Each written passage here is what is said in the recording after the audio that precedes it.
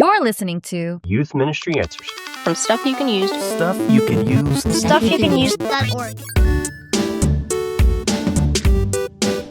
Welcome to Youth Ministry Answers. My name is Damien. And my name is Brooklyn. This is the podcast where you ask the questions and we help you find the answers. What is Hi, Damien. up, Brooklyn? Hello. How are you? I'm fantastic. It's a new year. Come on. I feel like we've lived a whole life in 15 days. How about you? It's been a lot going on. I fanboyed out over Steph Curry. I did. I went to a Clipper game, saw Steph. I'm not starstruck usually, but I saw that man, and it was as if the hue of the Lord was upon him, and I just stared at him. I was like, this is what I did, Brooklyn. I was like, oh my gosh, there's Steph Curry. Okay, so Did you watch the Steph Curry documentary, perchance? No, I did not. Are you even a fan? Okay, so he went to Davidson. Guess not. Did you know that? Yes, he went to Davidson. Yeah, and he didn't do so well I knew his that. first year. Yeah, Nope, and he the didn't. coach was amazing. Incredible coach. Yeah. Anyway, I won't tell the rest of the story. You know the ending. What's it on? Oh, I don't know, but you Okay, I'll should find find it. it. It's great. All right. So you've been into all things Steph Curry. We are starting a new year of ministry. We are planning our year this year. We're actually doing that this week. So I'm excited to get all the plans in place for the children and the youth and the adults and our groups and the things. So I'm very excited about that. And spring is coming up. So we've got like college kids in spring break and high school kid in spring break. And then I'm doing a cool thing over spring break. And then my husband, I think, wants to go surfing. So I'm excited. It's a lot Q1 going on. of Let's 2026. We're going to do some good stuff. I'm excited about today's podcast, Damien. I am too. Have you heard? I've heard some rumblings. So I'm looking forward to it. Do we have our question? What's the question we got going? Well, we're going to hear it in just a minute, but we have this guest to help us out. Her name's Dr. Yulee Lee, and we spent almost an hour talking about the topic of rest and what is it good. and how do we find it. It's so good. So I can't wait for you to have a listen. But first, let's hear that question. Okay. Hi, I'm Tom, and I've got a question about rest. How do you build rest into your ministry year? Yep, that right there. Because especially a new year, like, didn't we already rest over vacation or whatever? No. You're thinking of rest is only happening in December? Okay, yeah. Damien, we're going to have to talk. Break it down for me. I need it broken down so I can Lego it back up. You are about to get it broken down because Yulee breaks excited. It down. Yeah, you just wait. She's going to talk about what rest is, what God thinks of rest, how we can prioritize it, how we can break it down into little micro moments so that it can be achievable. And also something very interesting at the end, we talked about when rest feels like a risk. Really good stuff. So listen to the end. There is a lot of talk about peanut M&Ms and how they might be restful or an escape and maybe not true rest. All this and more is going to happen. So we hope that you enjoy this amazing episode crossover with our kids crossover episode. Yeah, podcaster Jason, myself, and Dr. Yulee Lee. Have a listen. Check it out.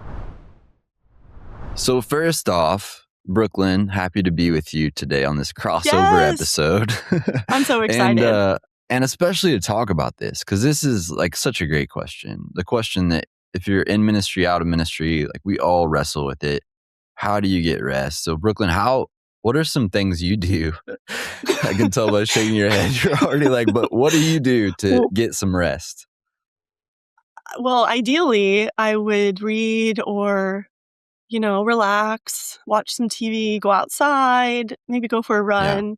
But I tend to schedule all that so frenetically that none of it feels restful. Yeah, is it really rest? I'm really, and sometimes I'm like, I need to stack multiple rests on top for it to feel like a rest. So I really am excited to hear what our guest has to share about this today. And our guest is Dr. Yulee Lee, the Dr. Yulee Lee. She is somebody I just respect and admire, and I get to work with every day. She's an executive leader here at Stuff You Can Use. And she's also the co-founder of Cora Collective. She's a mom, an author, speaker, coach. She's so many things. And I'm just so excited that she's here to share on this topic because I've seen it in her life, like in her boundaries and the things that she says and does. I even overheard her say once that she rests like just staring out the window, eating like M&Ms or something. Which we have to talk more about that. I know. I heard her say that and it has stuck with me. And recently I went to a window and I just like popped some M&Ms in slowly. I haven't done it, but I've definitely, when I see M&Ms at the grocery store, I'm like, wow, I should try. You just like stare off into space and just pop like a couple and then see what happens. I think they're peanut M&Ms to be exact. Peanut M&Ms to be exact, a certain kind. So Yulee, welcome. We're so glad you're here. Yay! I'm sure you have other strategies besides, disassociating and eating peanut M&Ms. We've locked in on the M&Ms. I'm sure there's tons of other stuff. Yeah. I love being known as the peanut M&M lady. That's gonna stick with everybody. You said that, I was like, wait, what? I want to do that. I think that says something about Brooklyn and I. That's the thing. We're like, whoa. Peanut M&Ms. What did you say? Yeah. So yes, that may or may not work for anybody listening to this podcast. 50-50. But I'm so happy to be here. Yeah, it's going to be a fun conversation. And I look forward to talking more about what it's like to rest and how that can feel better for us and how we can do it better as well. So yeah. Well, tell us a little bit more about you before we dive right in. What are you up to these days? What are you into? Yeah, well, I am I love to always honor my grandfather wherever I am. So I like to just tell everybody that I'm a product of my grandfather's love. He raised me from when I was birth to age 3. He was an entrepreneur, a leader who inspired me, just a loving caretaker in my life. And I feel like he influenced who I am today. So a lot of the things I do are in the leadership circles, leadership development, leadership training, teaching, etc. And I try to bring that to Stuff You Can Use and to every space I occupy. So that's a little bit more of who I am. Wow. So cool. Thanks for sharing that. 100%. Yeah, that's so great. Special. I love that. So we're going to talk about how to get some rest today. And Yulee, you're going to help us with this. I think you have 5 things for us. So where do you want to start? Yeah. Well, I first want to start by acknowledging that it's okay if we're feeling tired. Like I was just sharing with a friend earlier before we started talking together today that I feel a bit overwhelmed this week with just a lot of things happening right after the new year. And just this week in particular, I felt like overwhelmed with work-related things. And I think it's just good to acknowledge that we are humans and that we get tired because we're working really hard every day to provide for our families, to do what we're passionate about. And we have so many different roles. You know, I'm a mom, wife. I try to figure things out with my church. I want to be a good neighbor, and I want to do all of these things, and I do them. And then before I know it, I just feel like, I don't know, just too much is going on. And I think, there's no shame around that. There's no we shouldn't feel guilty about getting tired. But the question is, how can we create better rhythms to feel more rested? And what might that look like? And it looks different for all of us. And so I'm excited to talk about how we can do that better individually and also collectively. Amazing. Cool. Yeah. So where do you start with that? Like all of the stuff you just mentioned. Listening. We're definitely listening. But like what Brooklyn said earlier, with rest, it can be so like, I got to get it into my schedule. I got to do this. I got to do that. I might stack rest together. it can turn into anything but actual rest. It's definitely not like a fun thing or something that we like to do. It can turn into feel like more work. So how do we make sure we keep it like something that's good? Yeah. Yeah. I love that. Well, I love talking about starting points. So for me, as a parallel to this conversation, so whenever I get a new job or start a new project, my starting point is not so much like, oh, I've always wanted this new project or I've always wanted this new position. My starting point is that I am God's beloved. Like checking in with who you are, and who God says you are. I think that should always be our starting point for every conversation or everything that is a little bit confusing. So then to bring that to rest, for me, the starting point in this conversation of rest is knowing that God likes it when we rest. He commands that we rest. He doesn't just allow it. Also, God enjoys rest, and we see that in after creation, on the seventh day, he rests and he says, it is good. And so there's a delight in that statement. There's an enjoyment in that statement. And also, I just thought of this also in Isaiah, um, God, uh, God tells people to call the Sabbath a delight. Like that is literally there to call the Sabbath a delight. So, knowing that and starting from God's perspective, I think is really, really important because then we know rest isn't supposed to feel like a chore. It's supposed to be delightful and it's supposed to be enjoyed. And so how do we translate that then into our daily lives? And what does that look like is the task we have at hand. Yes. This is so good, Yeah. Yulee. Remembering that rest is God's delight is the starting point. When you were saying delight, I don't know why my brain did this, but I was equating it with like a sweet treat, like you like treat yourself to something sweet when you are like, oh, I worked really hard. I'm going to have a sweet treat. Maybe that's why you eat M&Ms. I don't know. But I think if we looked at rest as like a sweet treat, just like we do getting to have, ice cream on a weekend or getting to like go outside or do something, super fun. I think if we could look at it that way, we could be more excited about it and prioritize it a little bit better. Because as I'm hearing you speak about it, I'm like, oh, wow, I probably don't prioritize it as actively as I do other things like, where are we going to eat tonight? Or how are we going to like celebrate your birthday? There's like all these fun things we do event-wise. And I don't know, we might even get like a manicure or a pedicure, but unless it's like framed in this idea of rest, we might miss the whole point. Like this delight where God wants you to like unplug from the things and just be openly like not pursuing stuff, just resting. And I think getting down to that like 0 miles per hour part is probably the hardest thing for me. So I'm wondering, and Jason, maybe you might be wondering something similarly, something different. Like, how do you do that? Yeah. I thought like the framing of it is what stood out from what you said. Like oftentimes I'll lay down to actually sleep. And my framing of that is like, it's time to sleep. there's not get much 7 hours. I actually lay down and I'm like, man, I am content and happy to do what I'm about to do. And that framing would be like very profound for people because we live in a grind culture. And so framing rest as not like, well, I got to add this to part of my schedule, but no, this is actually delightful. God wants me to do this. Like you said from Isaiah, like God wants us to call this a delightful thing.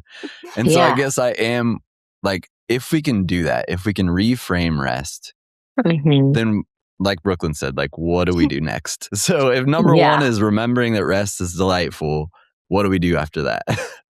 Yeah, I think the nappers out there, the ones that like naps, they're all like, yes, goodies. Yes, like, let's do it. I love a nap. But then all of the rest of us are like, wait, wait, this could be something enjoyable that I look forward to. Yeah. And not like torture that I have to go to bed or have to take a rest. So this is such good framework, like Jason said, Yulee. Remember, rest is God's delight. That was our first little point that Yulee wanted to share with us. So what's next? Tell us like how to do this. Okay. So I think it's helpful to kind of distinguish between what is rest versus unrest. Like, okay, so let's go into that a little bit because I just find this a very interesting conversation. So I don't like rest is not just not working. So we can stop moving and still be exhausted inside. So you all know what this feels like, right? Like I will sit on the couch and like literally physically not move and watch Netflix, but I can still feel like I am exhausted. It's just something's just on the TV in front of me, and physically I'm not moving. But real rest, I think, is when our bodies and our minds and even our hearts finally get to calm down. Like if you imagine the heartbeat sort of like calming down to a normal heartbeat rate. um, and if we stop trying to hold everything together, I think that is actually what rest is. And if we look in scripture again, like God rests not because he's tired, but because the work is done and good, like we just talked about, right? So I think rest says, like, I don't have to keep proving myself right now. And I think that is what rest is. It's not just not working. It's like the state of our bodies and our minds and our just internal selves where we finally feel calm and we stop trying to hold everything together is how I would define rest. And then for me, unrest is when we never shut off. So by contrast is when we never shut off. And this is literally what I just said. It's sitting on the couch, but our brain is still spinning because we're like worried about something. We're replaying those work conversations that were a little bit like annoying or something. Or maybe a parent in our ministry gave us advice and we're still trying to figure out if that was relevant to anything that we are doing in our ministries. But we're thinking Never about what happened. we should be doing. Yeah, I know, right? And so I think unrest is living like everything depends on you. Rest is trusting that it doesn't. Mhm. I don't think we need that's to so say anything. good. Yeah. I So, mean, it's like hard to get it's hard to get there. Yeah, It and is. since we live, I said Yeah. grind culture before, but like we kind of live in that place, you know, Yeah. like constant overwhelm, constant stimulation, constant everything. Mhm. And so, like, how do we name it, you know, when it's right there in front of us and we feel our Yeah. unrest? But then Mhm. how do we name, you know, I don't even know if that's the right term, Yeah. but to name the unrest that's in front of us. Okay, And I love this question. Mhm. Yeah. Sorry, were you going to say something? no, I was just going to say I like this question because in some ministry contexts, it wasn't even really super safe to say like, I'm tired or No. I need a rest. Yeah. So Especially for youth ministry Mhm. and kids ministry people, because we're always supposed to Yeah. be like, hey, everything's great. Like, hey, kids, what's going on? You know, Let's go. this next season's going to be the best one, Yeah. you know? So, Yeah. like, Yeah. how do we name that, you know? Okay, let's get a little bit more practical. So, Okay. Mhm. in terms of how to name unrest, okay, again, when I look in scripture, um, not all unrest comes from the same place. Okay, so there are seasons in the Bible where God's people are tired because they are faithfully doing hard things. So that's one. And then there are seasons where they are restless because something is misaligned, like they're disobedient or something is off with their trust or their identity, you know? And so that's what I see in scripture of where unrest pops up is these two sort of general buckets. One happens when God's people are tired because they are faithfully doing things that they're supposed to be doing. Another is because they're misaligned. with God's purpose, identity, they're being disobedient, etc. So if you misdiagnose your season, then you're going to apply the wrong solution, right? So I think we can begin diagnosing our season of unrest by asking a few questions. So my first question for everybody is your unrest coming from this is going to come off a little bit confusing, but I'll explain. Is my unrest coming from overuse or from misdirection? So what I mean by that is it is your unrest coming from an overuse of your giftings, what you're supposed to be doing? Are you like overdoing it in this area of faithfulness? Or is your unrest coming from misdirection? Like you're literally not doing what God's purpose is for you. And you're just so tired because you're trying to make your own way. And you're trying to create your own path because that is a very draining activity. So I think this first question can be helpful to get us thinking about which sort of bucket we fall into. So hopefully that's a good start for people. No, that's really good. So Yeah. it's like there are these two subpoints here. Recognize your unrest, but then which kind of unrest is it? So you can properly like diagnose like what needs to happen next. That's amazing because if it's all in one bucket, we're just like, well, I don't know how I got here, but and you might even blame yourself because we started this conversation by saying there's no shame in feeling like you need rest because it is God's delight and it is something important that God valued from the beginning when God made everything, including us, and called it all good. Rest was included in that. So to shame ourselves for feeling unrest is kind of tough, but maybe just like putting it into these two buckets gives us a little bit better opportunity to see, oh, actually we've been really faithful in this thing. And it's why, because we've been working and serving and doing this stuff and for a very prolonged period. Or there's this other thing that's happening and either I'm misaligned or something else is misaligned. And then you can make choices that lead to rest versus just being stuck. Like I can't do anything.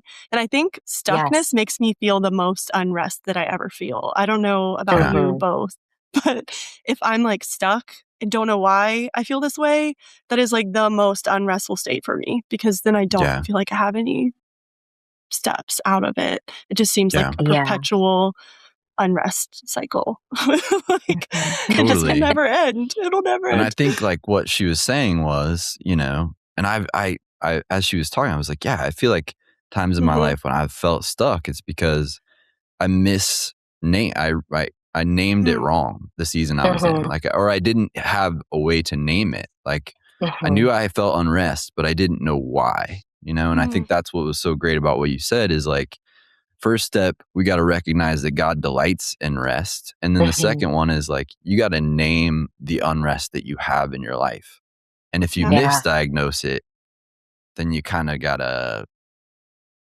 you got to get it right before you can move on to the next step. Just spend some more time with it. Yeah. It's not like you're going to get a bad grade. It's more like finding, just knowing discovering. That you have to name it before you can help it. You got to name it first, and then you can start to really get into like what you need to get the rest that you need.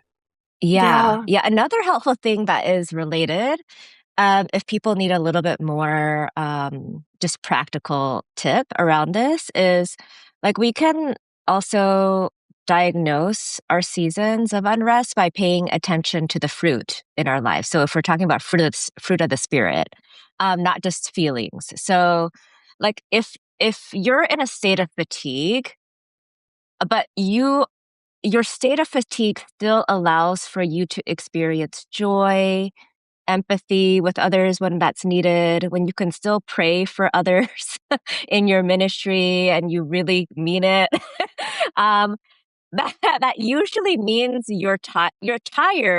You're tired, but you're not like spiritually off course, But there is unrest, which I am familiar with this type of unrest that produces irritability, cynicism, or withdrawal. from certain things, that I think those are warning lights that we should pay attention to. Yeah, pay attention to those and just be aware. And like Brooklyn said, you can now make a choice of how you want to kind of move forward, knowing that perhaps your unrest is not a healthy kind. So it's interesting. We can say there's an unrest that is healthy and an unrest that is unhealthy as well, if we wanted to frame it that way too. But I just want to be vulnerable and say I've been in that unrest where I've just been so irritable, and I just don't like anybody anymore. And when that happens, then I immediately will have some self-reflection time and try to figure out what's going on with me internally. So That's good. that's another Yulee, practical way to come around to this. That's really good, Yulee. You're giving us Yeah. words. I think sometimes when we don't have the vocabulary to name what's going on, it creates a little more frustration. So just Mhm. having these words and being able to think through rest practically, just phrases like self-reflection, these are things that are helpful when, you said fruit of the spirit. I'm like laughing because I'm imagining every single return from camp when the bus is unloaded Yes. and you're falling apart at the seam. You have red eyes. Everything Right. hurts. And they want you the next morning to get on stage and prepare a testimony or whatever. Mhm. Thank God, right? For all the lives changed. But you're standing there and you are coming apart at the seams, but you're so glad that, that really good things happened. And Mhm. these things are beautiful and transformative, but you're literally begging for your bed. You want to sleep. You don't want to talk to anyone. You cannot answer the phone one more time. So that Yeah. is felt. It happens with kids ministry leaders, youth ministry, college, young adult, pastors, lead pastors, everyone. Totally. In organizations where compassionate work is being done, where justice work is being done, you can feel so fatigued. And unrest is real, but you can also find like a delight in that because it's the faithful work and not the kind where you're Yeah. misaligned. Yeah. So that's a really beautiful point. So you're giving us words. We know we're remembering that rest is God's delight, recognizing our unrest. Now what? Yeah. Okay. So I think when we also talk about rest in our culture today, it looks a lot like escape. Mhm. Um, and honestly, like I know like how to do this really well. I'm sure all of us know how to Mhm. escape really well. We have our Mhm. own little ways of doing that. Perhaps one of my things is eating peanut M&Ms. Yes, let's get And into it. Yes, yeah, let's go. and just staring out Just staring into out. space. Yeah, just staring, literally just sitting there and staring for a few minutes. I would put that in the escape category of rest. It's not necessarily doing anything significant for me at the moment, but it is helpful to just have that little escape during the workday. But I want to encourage us to see rest as repair. So, what does it look like to see rest as repair? And when we kind of reframe it that way, rest is not necessarily running away from responsibility. It's more like, I don't know. I'm trying to think of a metaphor to make it relevant. I don't like charging our phones. Is that relevant? I don't even know. As you were talking about it, I was thinking about the different parts of our life, Hmm. and sometimes nothing's going on in this part over here. And we feel all Yeah. kinds of unrest about it because we're like, oh, I should be doing this. I should be like, more should be happening in that area. But maybe it's like a car in the shop, it's like getting the Yeah. repair that it needs and then it needs to, get worked on. And then someday it'll come back out and it'll be ready to go, but it needs to Yeah. be in a place of repair for a little bit, like it That's needs the good. rest. I I like don't know Yeah, if I that. that's a think Yeah. helpful metaphor. I Yeah. like that metaphor because a car Hmm. has warning lights on it.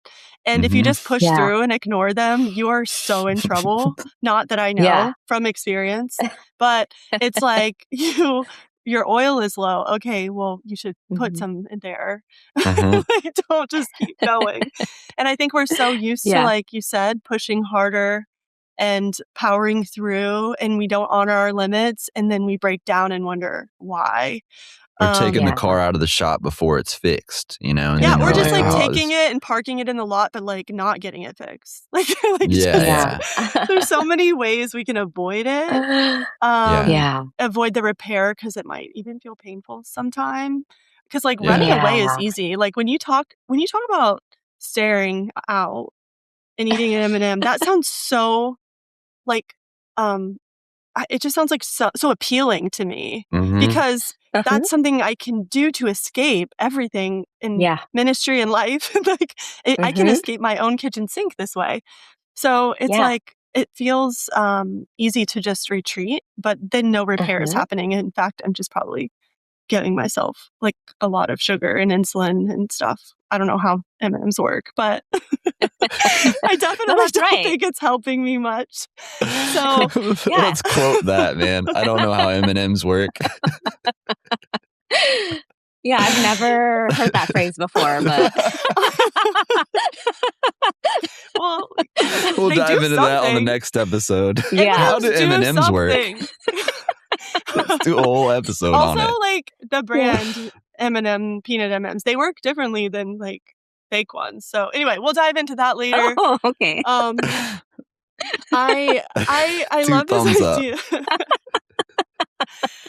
Let's get back to it. My thumbs are here. weird though; they don't go up. Okay, so back to the matter at hand. We're talking about rest and how it's God's delight. Recognizing your unrest, which kind of what Yulee was saying is like you can't heal a season if you refuse to acknowledge it exists. So you've got to like recognize it and then kind of study it a little bit. And then she said, recognize rest as repair. It's not just a retreat. It's something that you work to repair, something that's been lost. Kind of like all of creation, God made it and then settled for a minute so it could remain whole or be beautiful or just be good. And I think when we just retreat, we don't find that place to repair and return to goodness and wholeness. Yeah. So, okay, so those are 3 ways that we can find rest. Tom, I hope you're listening because I'm feeling very exposed and so is Jason. Hopefully there's more of us that are feeling the this message. What else? Do you have 2 more ways, Yulee, that you want to share with us that will help us find rest? Well, let me, before I go into the next 2 points, I just wanted to add on to the rest is repair part of it, just so that I close it off for people. I think retreating, like, when we go on retreats, I think that's okay too, but my question is, what would it look like to see rest as repair? I think it's a different way of looking at rest. And I think that, when we work really hard, we put a lot of our energy into something, we are giving so much or things get taken from us, and we get worn down inside, and what repair, it's asking what repair do we need internally so that we can keep on doing what God has called us to do in ministry, right? And so escape rest is when we avoid life instead of being restored by rest. And so the escaping, I just wanted to make sure we continue to give people examples of escaping. That's like scrolling forever. And, I do that. So I'm not trying to shame anybody. So I do this too. It's like scroll on my phone forever, scrolling forever, distracting ourselves, but we don't actually feel better afterwards. Like, that feeling. You don't feel like a better person after doing that. No, I feel like trash. Exactly. Okay. I don't feel like trash, but I just feel like more tired. I watch the same movies, like the old movies I've watched a million times. I just watch them over and over again. Yeah. Which at the end of them, I'm usually like, why did I watch that again? I've seen it 100 times. Yeah. Same. Yeah. But actually, real rest should leave us feeling stronger. Like it should make us have a stronger comeback to life or to ministry. Like, are you coming back with more clarity? Are you coming back calmer? like we talked about at the very beginning? Are you coming back more loving? So if your rest helps you sort of re-enter life with more energy in these ways, then I think then you know you've done some good repair work. I think that's how you can know. Like, is how are you re-entering life and ministry, and what is the fruit of that? So, That's so yeah, good. those are just a little bit more, Yeah, that's so a little good. bit more, points that I wanted to give to everybody. Can I tell you guys something? Sure. Okay, is it confession time? I don't know what it is. I think churches should listen to this podcast and they should treat the word retreat differently after hearing this. Because so I was recently on a retreat at a place that I work. And it was the first time that it was actually a retreat. Like, it was a restful, nothing more was asked of me in that time that was like taking from me.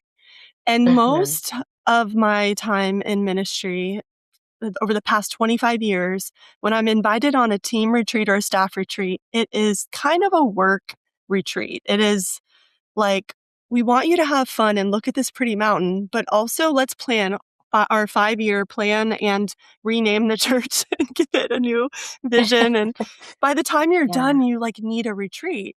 Yeah. So we don't need to answer this question, but I just think we should reclaim the word retreat a little and maybe treat it as more of a holy word, less an organizational word, because if God retreated and called rest delight, then maybe we can reclaim that too. So I just want to tell you, that's what I'm thinking.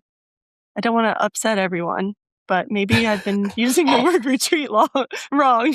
I think it's good because confession on my side of things, I don't think I've ever gone to something that's called a retreat and come out of it like what Yulee was saying, like feeling, man, I'm ready. Like I feel energized. I feel like filled back up. I'm ready to get in there. I often do feel a level of like, I need a retreat from that retreat that we just took.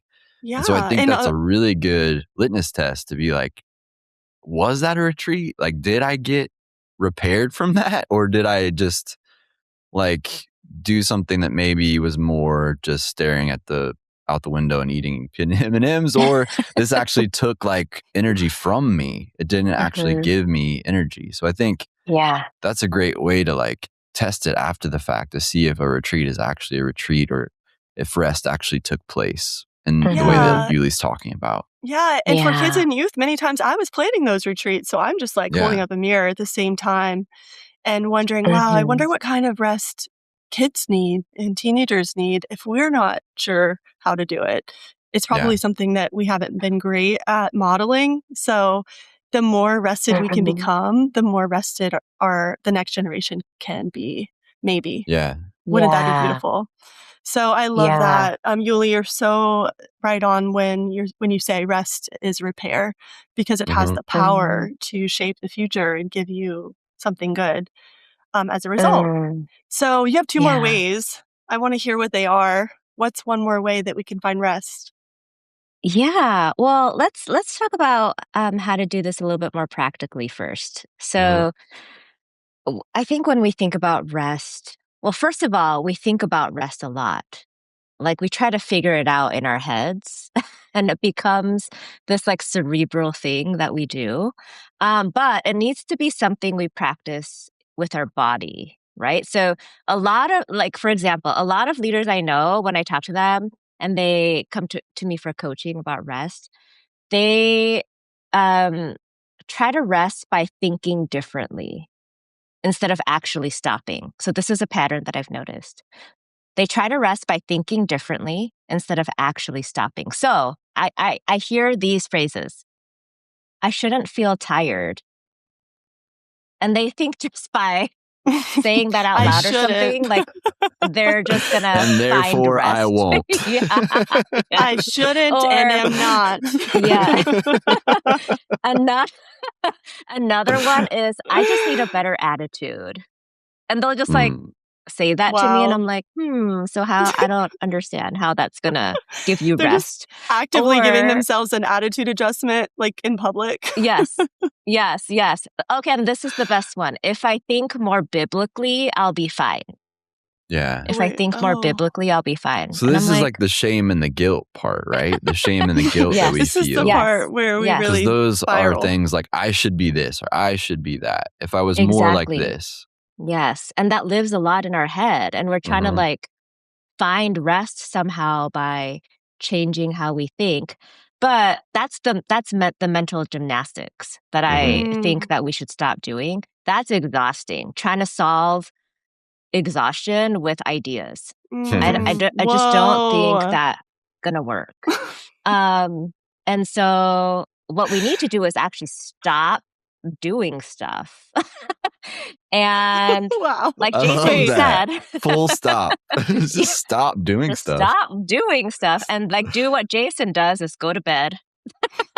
Se- How do you know this, Yulee? Second, this is a funny thing is Brooklyn and I sometimes talk about how leadership experts will say the simplest things and people are like, whoa, my mind is so blown. I feel like we are in that conversation right now. Yeah. We It's are, just because you were the like, you're simplest blowing my things. mind with everything you Yeah. say, but you're just really saying what we should do to live. Yeah, it's just go like sleep.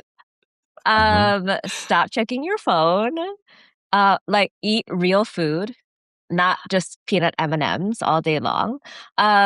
Take a day when you don't produce anything. Like, have you ever done that? What does that look like? And then let your nervous system calm down. Like, how do you let your nervous system calm down? Like, what practices do you have? There are all these breathing exercises. I do Pilates almost every day to help with this. I actually stopped scrolling my phone a couple hours before I go to bed, just to see if that was actually true. Like, does that actually help me to sleep better? For me, it does. And I have this little like Whoop band. I know Jason has this too, and we That's compete why I against each asked. other. That's why I was like, how do you know what time Jason goes to bed, Yulee? Yeah, so I keep track of Jason's bedtimes now.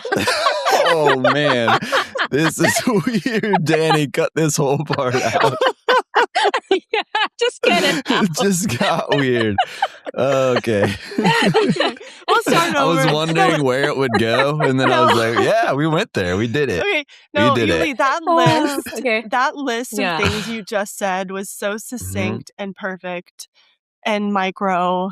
Just go to bed, Yeah. quit scrolling, maybe Yeah. take a bath, like do something Mhm. Yeah, that What do we Yeah. fill that day with? Because the thing you said that I struggle with is Mhm. the spending a day without producing anything.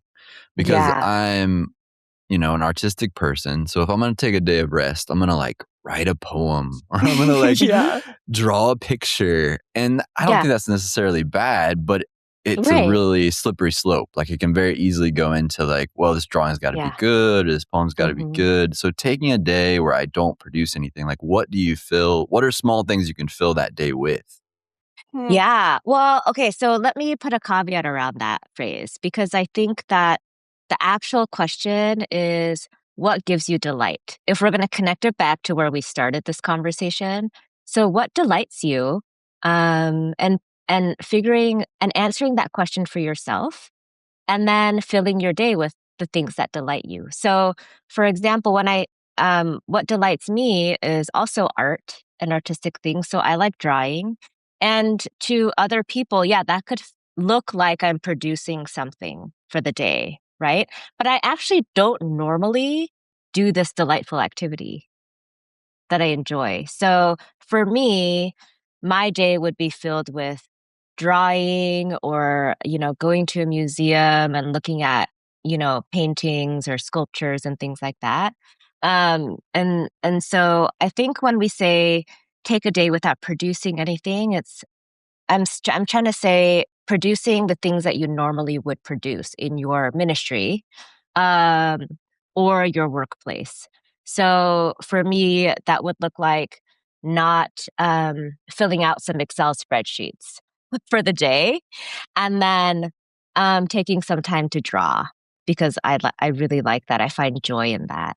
And it's answering that for each one of us and finding out what delights us in that way. That's I really think that's good. really good. Yeah. Yeah. Yeah. I thought about like for me, I Uh-huh. can't believe I'm admitting this on there, but like sometimes I'll grab my guitar and I'll look up the chords for like old 90s songs and I'll like play them and Yes. sing them. Yeah. And it's absolutely Jason. unproductive, but it's like that as you were talking, I was like, that's something that like gives me a feeling of rest, you know, like Yeah. doesn't advance any projects I'm doing, definitely not, but it like, I'm just imagining yeah, Jason I sitting don't in a get to do corner it very singing Jars often. of Clay, like with his Exactly. guitar. Something like that, yeah. And it doesn't Yeah. have to be good. Like I don't think about Uh-huh. how well I'm singing or how well I'm Uh-huh. playing. Yeah, it's Yeah. just like, yeah. Yeah. Yeah, I did this. We were in New York for a retreat recently, and I had about 4 hours before we were going to meet with the team. And I decided I was going to go to a few bookshops. That's something I find restful. And I decided I wasn't going to make it a thing. Like I wasn't going to turn the delight around into another thing. Maybe not yet. Like I just wanted to ponder it in my heart and just Mhm. hold it. And I don't have to talk about it and I don't have to blog about it or don't have to do. And it's the same with ministry. It's like when you have a really successful thing or a really big VBS or something cool happens, or maybe something bad happened, but you figured it out. Sometimes the instinct is to immediately turn that into something else, like, and work harder at the thing you already worked extremely hard at in the first place. Right. Sometimes there's that pull Yeah. to like perform. And so Mhm. I've been like really working to not make every moment of delight a performance or just something that I can turn in, because we're taught to like multiply the things we do and be Mhm. good about, like I guess just turning things into multiple opportunities. But rest is meant to be for you, and it Yeah. doesn't need to serve anyone but you. So I really appreciate this idea of resting in small ways and micro ways, maybe just resting a little bit each day, a little bit each week, a little bit each month, planning for it, scheduling it. That's why we like to plan our year sometimes in advance so we can schedule some of these micro ways and some of the bigger ways too. Yeah. But it doesn't always feel good to prioritize it. We talked about this earlier. So before we close up, I want to just ask you, what do you do when it's not easy to prioritize rest, when it feels difficult even? Yeah, I think most times it feels difficult to prioritize rest, especially if you are in ministry, you feel called, you're super passionate about the work that you're doing. But I think we can quickly become disillusioned using that language for ourselves as well. We can use it as an excuse to never rest. So just knowing that we can do that, I think, is first helpful to know. I know a lot of people, I've had former bosses who also would tell me that they're so passionate about where God has called them to work that they don't really feel like they need to sleep a lot. They don't feel like, because God is going to take care of them, and yes, yes, and I feel like we can tend to use this kind of language to excuse our very need for work. And then, we kind of throw away all that we talked about in this conversation about how God delights in our rest and how God commands that we take a Sabbath. And so I think it's being careful about that and how we talk to ourselves about our own callings and where God has called us to serve. And then when it's really difficult, I just personally accept that, like, hey, I'm in a really, really hard season. Like, a season of grief right now, or, I have a really big challenge going on, like, somebody in my family is ill, and it just feels really overwhelming. And I feel like I can never get in any rest. I think during those times, I have to remember that this is also temporary. Like, this is a season that I'm going through. And even in the midst of this difficult challenge, and this is where we go back to our identities in Jesus, right? This is remembering that even in the midst of our challenges and difficult seasons, that God is present with us. And how does God's presence fill us in ways that still bring us joy, that still help us to remember that we are loved, that we are strengthened in the midst of it. And I think remembering who we are in Jesus is a type of rest that we forget to do because we're just so overwhelmed. And so I just think that for the people listening to this, all the, ministry leaders out there, I think it's remembering who we are, and letting that give us the strength we need to go through this season. And then when we enter into another season where it feels a little bit lighter, then we can consider again these different ways of getting these micro rests, like taking a bath or sleeping earlier, reading books, or whatever rituals you might love. And it's considering those again, and just knowing that life is like that. It's like it's a constant going back and forth, right? It's not a perfect 365 days of perfect Pilates and perfect sleep. It's just recognizing that, hey, life is really hard, but what are we going to do before it's too late? We don't want to wait for the time that we're exhausted, or the time when we need to go to the doctor because the stress in our life made us physically ill. We want to be consistent, and we want to know who we are in Christ. And then we want to just make sure that we stay committed to this idea of rest in general, and just remember how to go back and forth, I think. I don't know if that's even helpful, but oh, yeah. Yeah. There's nothing really we can do when it's really hard in our lives to force ourselves to rest. I think it's just knowing that it's a hard season. Yeah. Yulee, you are Yeah. helping us imagine rest in practice, like in the daily life. And part of that practice is knowing that life isn't always easy.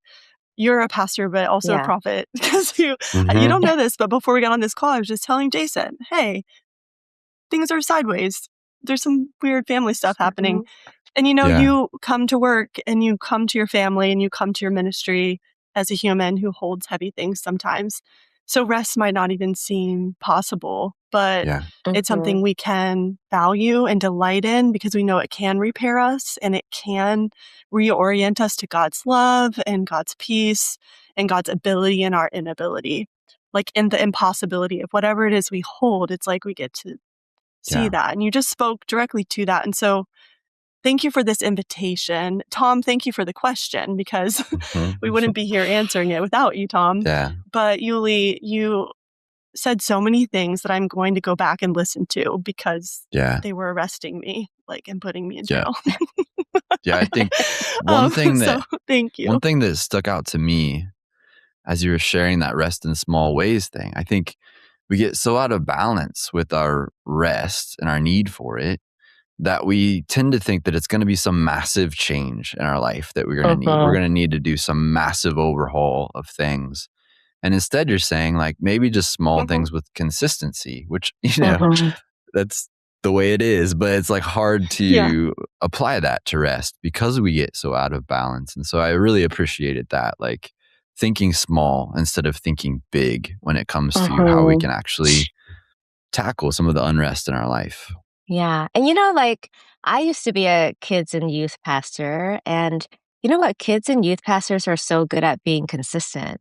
We're consistent. We show up every week in the lives of our kids. We wear so many different hats. I used to be the worship leader, the the projections person at the same time. I would train all the teachers.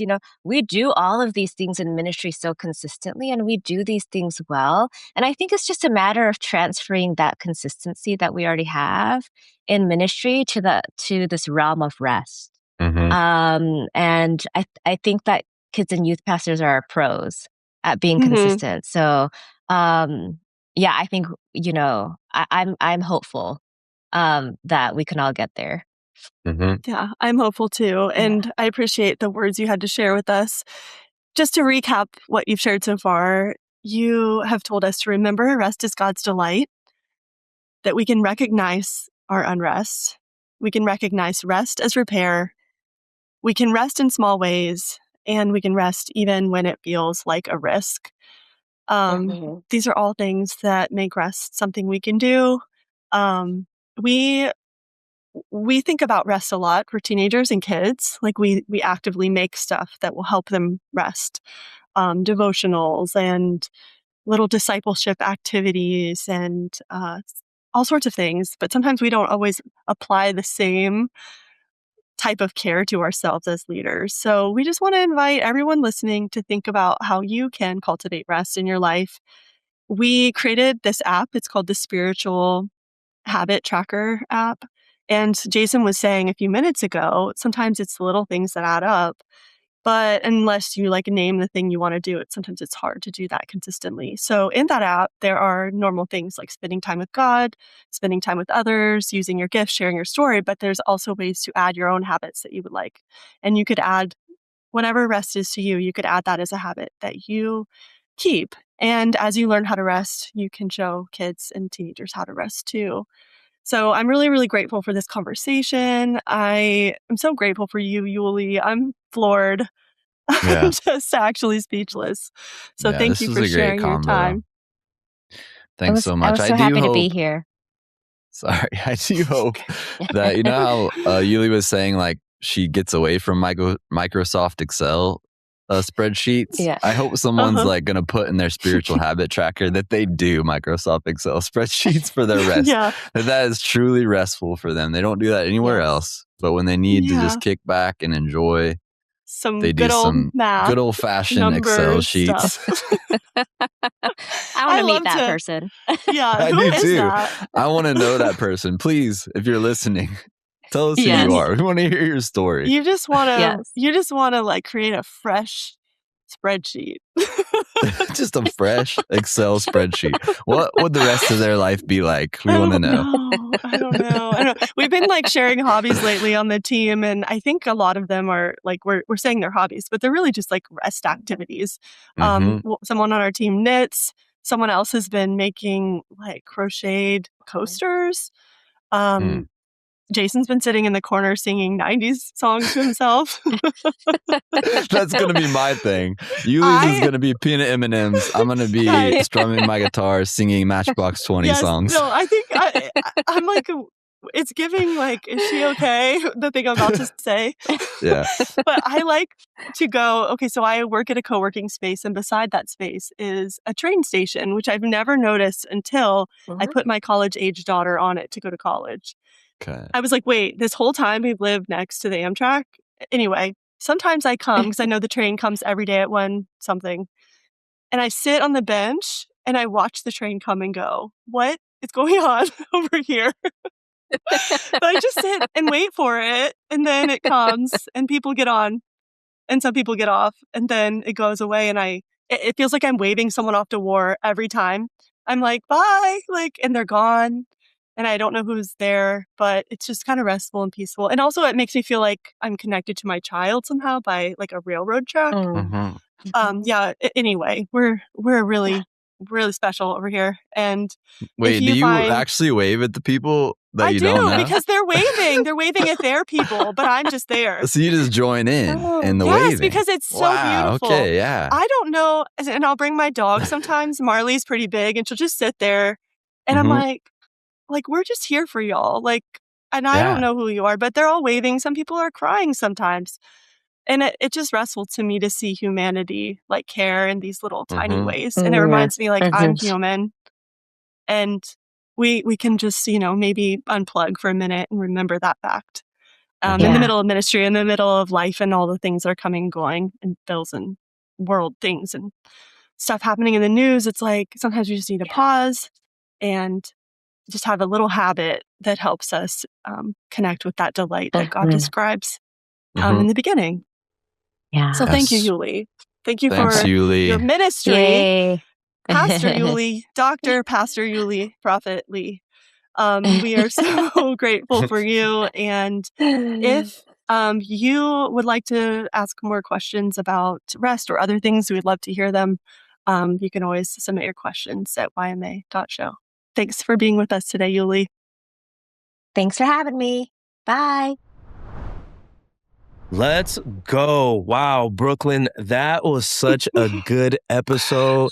I absolutely love the idea of looking at rest as an opportunity to trust God, because a lot of times I just want to do it all. I just got to get it done, and I will power through my warnings that say, calm down, relax. But it's like, no, this is an opportunity to really trust that God does have it all under control. Amen. You said Amen. it. You said it. You said warnings. And in the episode we talked about in the car, when the warning lights come on, it's important to take the car in for repair. If you just let it set and then you keep pushing through, something's going to go wrong. Something's going to break down.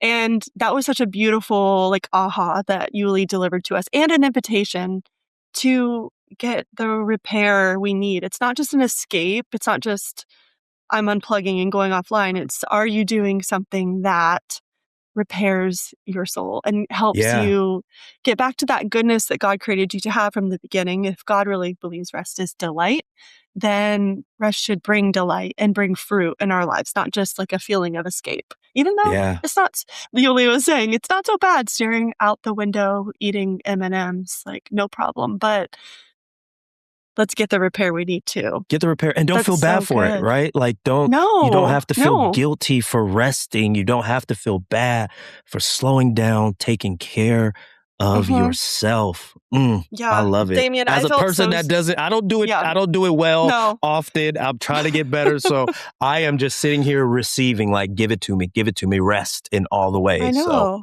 And it does feel like a risk sometimes, doesn't it?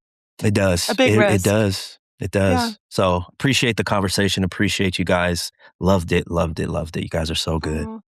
Thank you, Damien. Jason and I were sitting there both is she reading our minds just to get notes from our family and our bosses and our pastors and things. Thank you, Yulee, for joining us. Yeah. Thank you, Tom, for such a great question. We really appreciated having the conversation.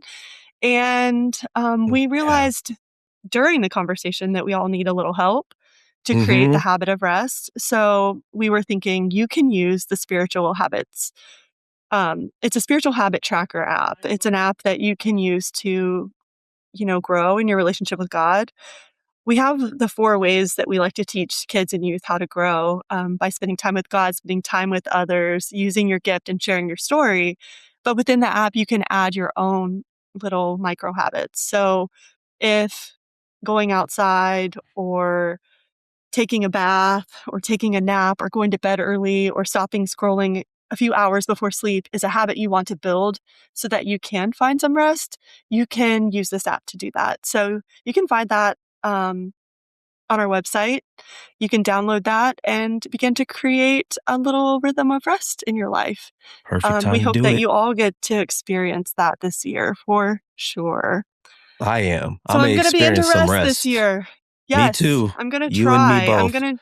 I'm going to do some things that intentionally connect me with goodness. And I'm going to take a nap right after this. As soon as we done, my brother's napping, okay? And I won't be ashamed and I won't be afraid. How long is a nap for you, Damien? What's a nap? What's the definition? Oh, I could get a good power nap, 15 minutes. I have this gift. Okay. I have this gift that I could fall asleep anywhere. Dark parking lot. I could just knock out. It's not safe. I'm not recommending it. It's just a gift the Lord has given me. I'm just, and then I'm same. back. I'm on an airplane. Give me 3 seconds. out. Yeah. I'm so good at sleeping on an airplane, but I'm also someone who can make a lot of noise when I'm sleeping. So scary, don't sit next to Brooklyn. Scary Brooklyn when she's asleep. I like it. I like that. Okay, so what are you into? I want to know what you're into before we say goodbye for today. Well, my confession is I am obsessed with Steph Curry right now in my life. Like That's that it? is Like nothing that else? that Steph Curry. Oh, I did start watching. Okay, this is an old show, but What, Emily in I Paris? No. no, hey, I did watch that. I watched like the first 3 seasons of that. You know, like I like the fat. I like a lot of things in that show. So, but I started watching Fear the Walking Dead again. Friends of mine are in Walking Dead. I watch Fear the Walking Dead, and you know, I think I'm just watching it now because I dedicated so much time to it. It's just boring, but that's, I mean, yeah, that's what and then the new year and all that good. Those are some of the things. What about you? What are you into, Miss Brooklyn? I am into, well, I went on a little trip last week and I tried to fit as many bookstore visits in my free time as possible. So I'm into, I don't know, looking at all the things I purchased and wondering which one I'm going to read first. I like to read. And I'm into Wheel of Fortune right now. I can dig it. One of my friends was on recently, and now I'm like preparing for his time when he's on it. And I was like, wait, you can still like audition and be on Wheel of Fortune? I used to watch that with my grandparents, and Are I'm you like, doing it? okay, wait, should I do see it? the thought bubble. Yeah, I I kind saw of it. want to Like, do it. boop, boop, boop. When I was a child, I could not guess the words at all because I didn't know any. But now I'm like, I bet I could be pretty good at this. So I'm going to watch it, see You'd kill how it. much of it. I don't know. I might freeze up and freak out. But I think like going on The Price is Right or Wheel of Fortune is like pretty high up there in the wish list of things to do someday. Yeah, Price is Right is fun. That'd be fun. Yeah, so I'm into researching that and, planning my year. So that's what's up. I'm so excited about this episode and excited about the questions that people keep sending in. So if you are a youth ministry or kids ministry leader and you're listening to this and you have a question, please, please, please feel free to submit it at KMA.show. We would love to hear your question and maybe you could be the next one here engaging with us. Let's go. Thanks for listening, everyone. Thanks, fam. Have a good one. Bye.